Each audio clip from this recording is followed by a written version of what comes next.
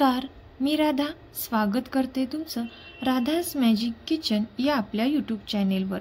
तर आज आपण पाहणार आहोत ओल्या नारळापासून तयार होणारा एक रुचकर पदार्थ। 100% गॅरंटी आहे हा पदार्थ तुम्ही यापूर्वी कधीच खाल्ला नसेल।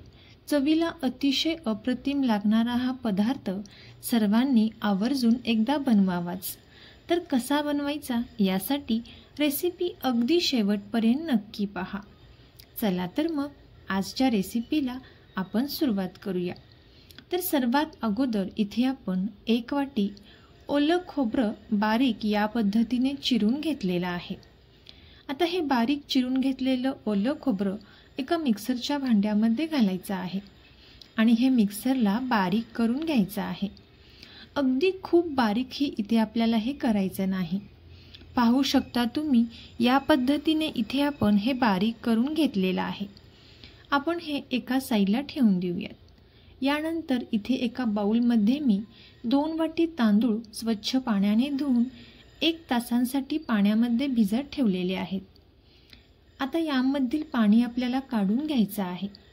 संपूर्ण पाणी काढून घेतल्यानंतरच हे भिजवलेले तांदूळ इथे आपल्याला या मिक्सरच्या भांड्यामध्ये घालायचे आहेत आणि बारीक करून घेतलेलं ओलं खोबरं आपल्याला या तांदळामध्ये घालायचं आहे।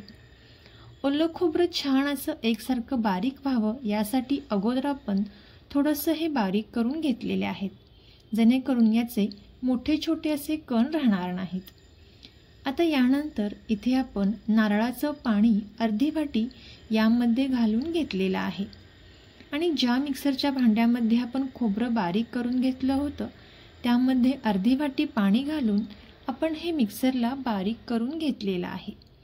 तर पाहू शकता तुम्ही या पद्धतीचं हे बॅटर इथे तयार झालेलं आहे। अगदी खूप घट्टही नाही किंवा खूप पातळही नाही, या पद्धतीने इथे आपल्याला हे मिश्रण तयार करून घ्यायचं आहे। आता हे तयार केलेले जे मिश्रण आहे ते आपण एका बाउलमध्ये काढून घेणार आहोत। तोपर्यंत जर तुम्ही आपल्या चॅनेलवरती नवीन आला असाल तर नक्कीच आपल्या चॅनेलला सबस्क्राईब करा आणि सबस्क्राईबच्या पुढचे बेल आयकॉनचे बटन दाबा, जेणेकरून इथून पुढच्या छान छान रेसिपीज सर्वात अगोदर तुम्हाला पाहायला भेटतील। आता हे थोडंसं मिक्स केल्यानंतर हे मिश्रण आपण एका साईडला ठेवून देऊयात। यानंतर एका पॅनमध्ये आपल्याला 1 वाटी बारीक चिरून घेतलेला गूळ घ्यायचा आहे आणि याचमध्ये त्याच वाटीने अर्धी वाटी पाणी घालायचं आहे। 1 चमचा वेलची पावडर इथे आपण यामध्ये घातलेली आहे। आता इथे आपण हे थोडंसं मिक्स करून घेणार आहोत। हे मिक्स करून घेतल्यानंतर असेच हे पॅन आपल्याला गॅसवरती ठेवून द्यायचा आहे आणि यामधील संपूर्ण जो गूळ आहे तो पूर्णपणे विरघळवून घ्यायचा आहे। तुम्हाला जर गोड जास्तच आवडत असेल तर थोडासा आणखीन गूळ तुम्ही यामध्ये ॲड करू शकता। आता इथे याला एक छान अशी उकळी आलेली आहे। यामधील जे गुळाचे कण आहेत ते पूर्णपणे विरघळलेले आहेत। आता इथे आपल्याला गॅसचा फ्लेम पूर्णपणे बंद करून घ्यायचा आहे आणि हे कोमट होण्यासाठी थोडंसं एका साईडला ठेवून द्यायचं आहे। यानंतर इथे आपण तयार केलेल्या या मिश्रणामध्ये चवीपुरते मीठ घालून घेणार आहोत। मीठ तुमच्या आवडीनुसार तुम्ही कमी जास्त करू शकता। आता मीठ घातल्यानंतर इथे आपण हे चांगले मिक्स करून घेणार आहोत। रेसिपी इथपर्यंत पाहत आलाच आहात तर नक्कीच या रेसिपीला लाईक करा, चॅनेलला सबस्क्राईब करा आणि रेसिपी शेअर करायला अजिबात विसरू नका। आता इथे हे गुळाचे पाणी थोडंसं कोमट झालेलं आहे। आता आपण या मिश्रणामध्ये हे गुळाचे पाणी संपूर्ण टाकून घेतलेलं आहे। पूर्णपणे थंड झाल्यावर हे पाणी या मिश्रणामध्ये घालायचं नाही, थोडंसं कोमट असतानाच यामध्ये घालायचं आहे। आता पुन्हा एकदा इथे आपण हे चांगले मिक्स करून घेणार आहोत।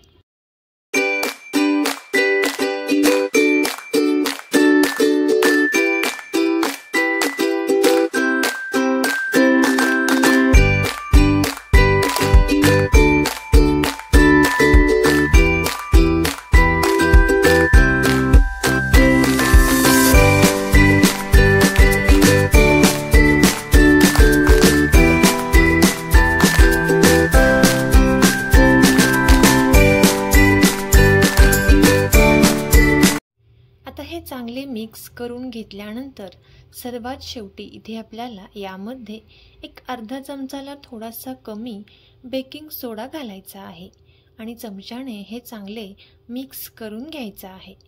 2 ते 3 मिनिटांपर्यंत इथे आपण हे चांगले मिक्स करून घेणार आहोत। आता मिक्स केल्यानंतर इथे आपण एक पॅन घेतलेला आहे। सुरुवातीला इथे आपल्याला जरा थोडंसं तेल वापरायचं आहे आणि यामध्ये आपल्याला 1 चमचा बॅटर हे या पद्धतीने टाकायचे आहे। यावरती आपल्याला किसून घेतलेले हे ओले खोबरे या पद्धतीने टाकायचं आहे। आता 2 मिनिटांसाठी इथे आपल्याला गॅसचा फ्लेम हा हाय ठेवायचा आहे आणि 2 ते 3 मिनिटांनंतर गॅसचा फ्लेम इथे आपल्याला कमी करून पुन्हा एकदा 2 ते 3 मिनिटांसाठी झाकण ठेवून द्यायचं आहे।